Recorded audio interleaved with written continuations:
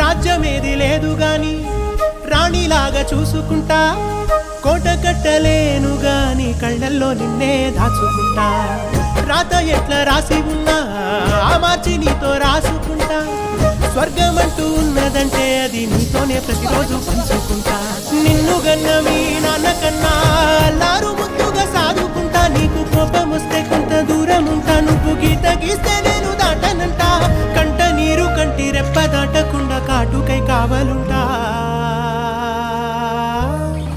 రాంబాయి నీ మీద నాకు మనసాయనే, ఏనాడు నిన్ను వీడిపోని నీడైతనే.